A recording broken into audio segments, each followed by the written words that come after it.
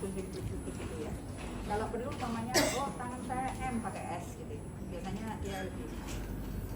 Kadang M-nya itu besar. Mas bisa menunjuk di sini.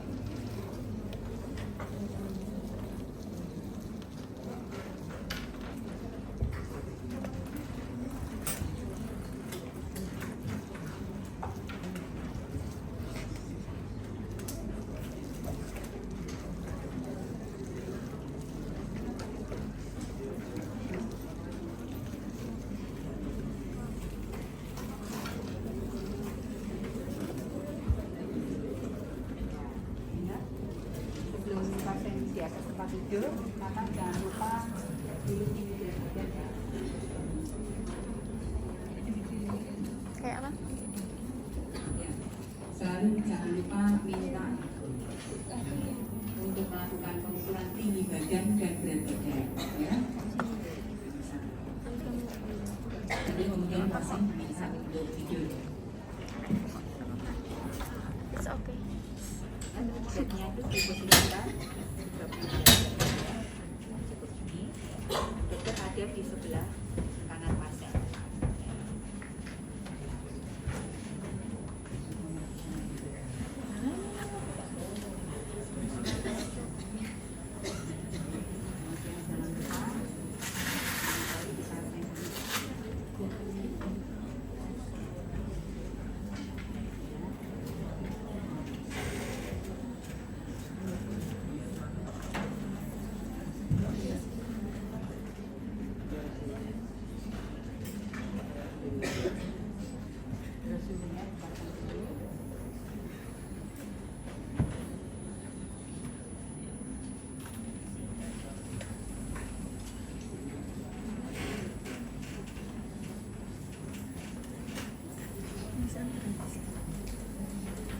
Aku mau.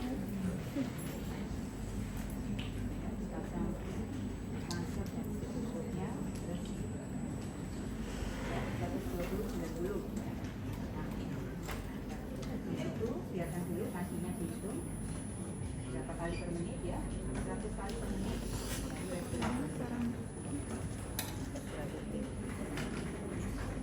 Yang terakhir adalah suhu ya, suhunya 30 derajat Celcius.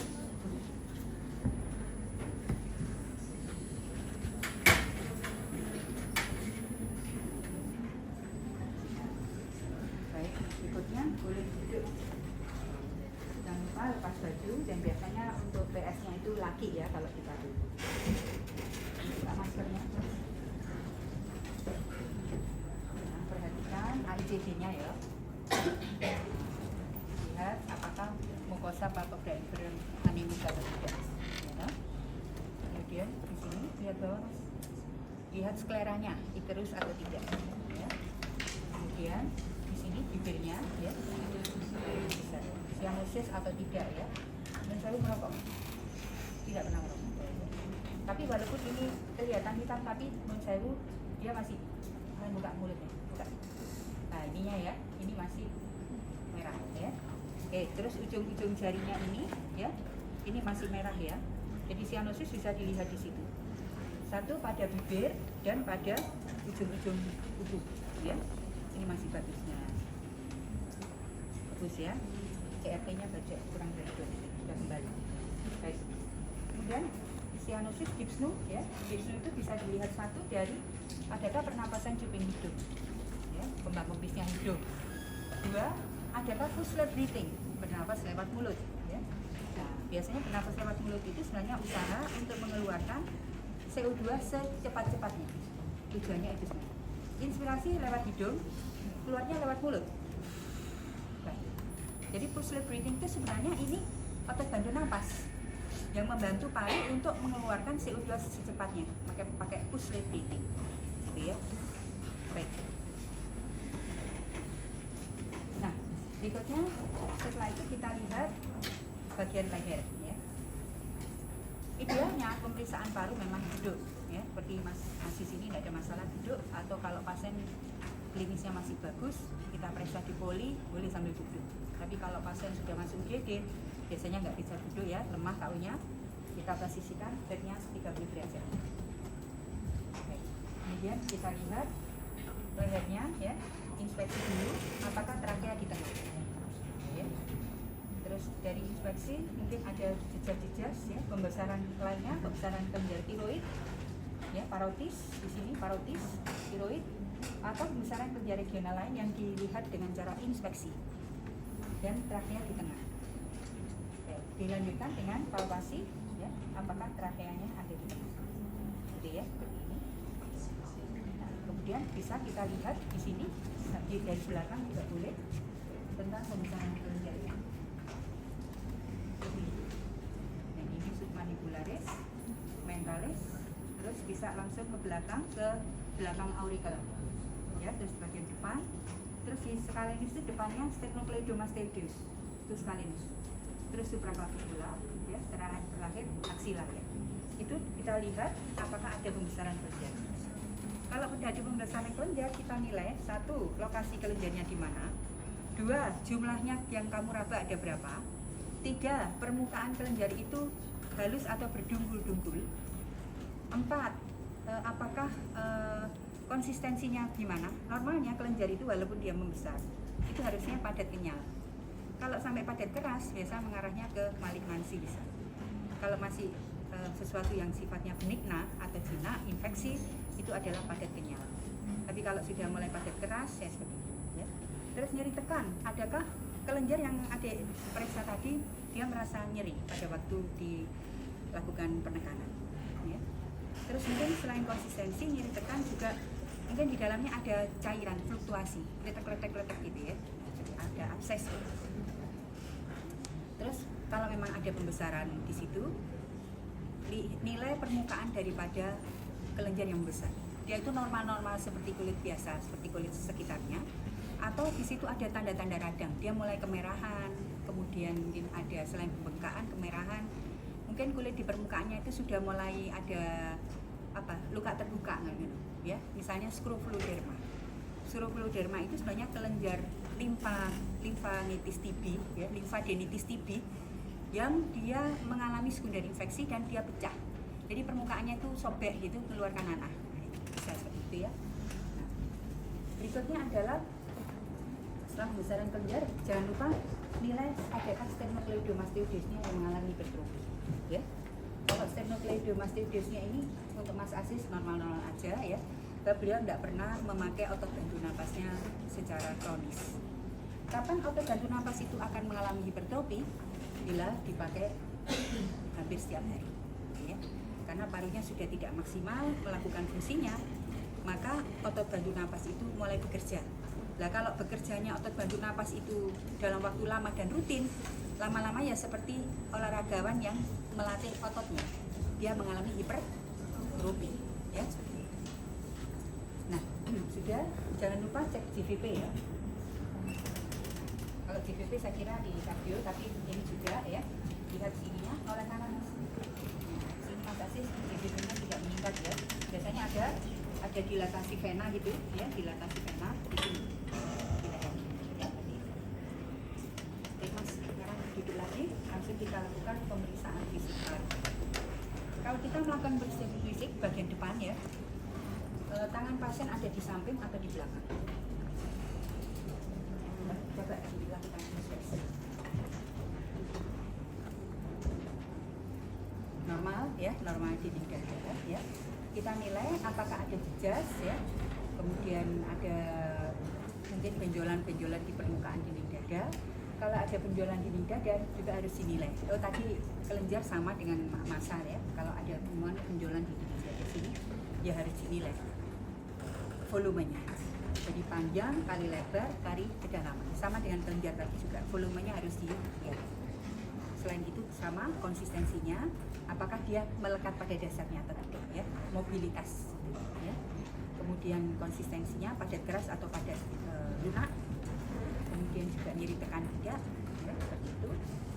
Bagaimana permukaannya, dia halus atau berdungkul-dungkul, terus bagaimana kulit di sekitar. Kalau memang dari inspeksi nampak itu, di sana itu ada jejas, atau kalau orangnya kurus, mungkin ICS-nya harus dibedakan deh antara ICS kiri dan kanan, apakah sama lebar, gitu ya, baik dari atas sampai ke bawah. Baik. Kemudian di samping inspeksi tadi untuk mengetahui adakah jejas dan lain-lain di permukaan wajah, kemudian adakah retraksi otot bantu napas. Kalau ada retraksi dia akan ketarik ke right, ya, retraksi otot bantu napas. Dan di samping itu sebenarnya kita melihat simetrisitas daripada bentuk, ya. Apakah bentuk dada kiri dan kanan ini sama-sama dia pencembungannya, ya. Kalau pada kasus pneumotorak, apalagi yang begitu juga efusi pleura masif atau efusi pleura yang pneumotorak total, maka banyak udara mengisi kantong pleura itu menyebabkan dinding dada itu terdorong ke depan. Nah, maka simetrisitas dari pencembungan dinding dada itu harus dilihat dari depan terus dari samping, ya. Ini dari samping sama, ya, sama menonjol. Baik, simetrisitas yang lain adalah tingginya dari papila mama, ya, apakah papila mama kiri kanan sama. Di samping bentuknya, ya, secara umum bentuk dadanya normal. Kadang ada bentuk dada yang barel, ya, dia akan berbentuk gitu, bundet, ya, dia mencembung depan belakang, atau bentuk dada yang lain-lain. Baik. Kemudian di samping bentuknya tadi, selain bentuk dada normal, simetris atau tidak, ya, juga dilihat daripada gerak dada.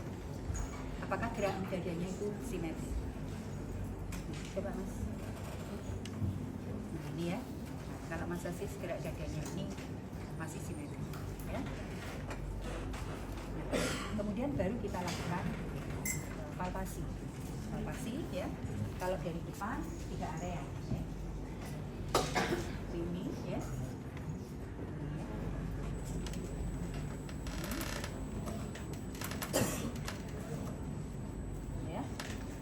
Sekalian premitusnya, coba Mas Aziz. 77. Ya. Jadi nanti pada kasus-kasus yang tadi sudah saya sampaikan, ya. Harusnya kalau umpamanya premitus yang normal itu kiri kanannya harus simetri, ya. Namun kalau ada kasusnya itu pneumotoraks ataupun efusi, maka otomatis premitusnya akan menurun bahkan menghilang di lokasi yang pneumotoraks atau efusi.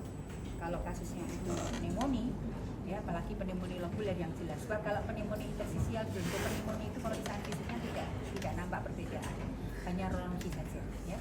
Tapi dia kalau umpamanya pneumonia itu lobuler, baru fremitusnya itu muncul, ya, fremitusnya itu akan muncul.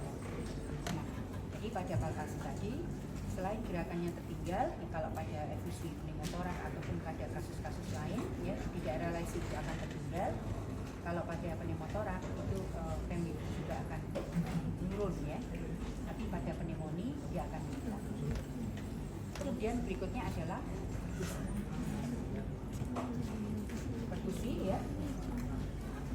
Cari dulu ICS-nya, ya. Posisi sini, ambil supervisi. Di sini tempat letaknya kosta 2, yaitu daerah tonjolan ini, ya. Nah, ambil supervisi, ya. Ini, ya, di sini tempat letaknya kosta 2, jadi di bawahnya sini. Persis di mid clavicular line. Ini kalau tensionya ini kok pas, terlalu besar. Ya, lakukan efusi. Tapi kalau andaikan ada efusi, juga bisa dilakukan mulai dari ICS 2, 3, 4. Ya. Mana batas keredupannya mulai mana? Ya. Oke. Baik, setelah dilakukan perkusi, baru kita lakukan konsultasi.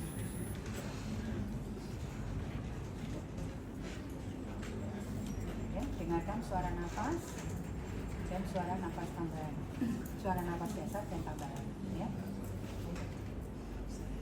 Nah, kemudian Kemudian kita lakukan bagian belakang ya, Mas bisa muter sana.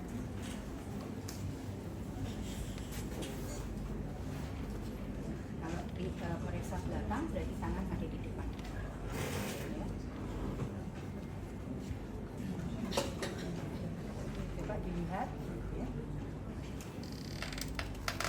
Baik itu bentuknya maupun gerakannya, simetri, ya. Tidak ada jejak, penonjolan dari skapula kiri kanan sama, ya. Kalau dari belakang ada satu lagi nunduk sedikit Mas.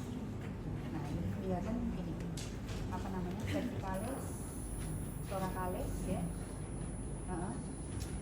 Sampai ke belakang lumbalis. Ini dia lurus ya, gitu ya. Kita kadang ada skoliosis, baik skoliosis thoracalis ataupun lumbalis. Ya, kemudian setelah itu baru kita lakukan palpasi. Nah, kalau dari belakang ini palpasinya 4 ya. 1, 2, 3, 4. Ya. Untuk cervicusnya juga boleh 7. Atau seperti ini boleh.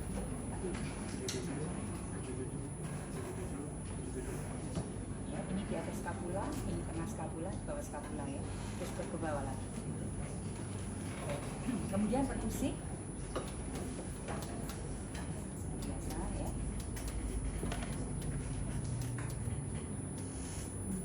Terakhir auskultasi ya.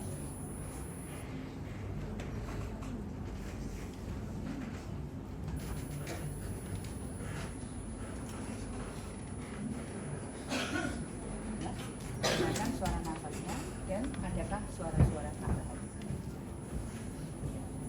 Jangan lupa, silakan duduk. Jadi pada usia itu dia akan menyeluruh ya. Di samping dilihat tensinya tadi, CTS-nya tadi ya, CRC ya. Kemudian abdomen. Kita adik melakukan hembusan abdomen.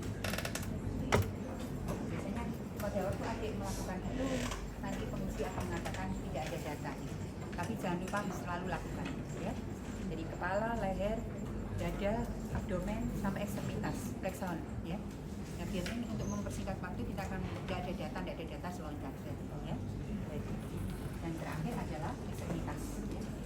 Nah, untuk ekstremitas itu pertanyaannya adalah edema, clubbing atau CRT-nya ya.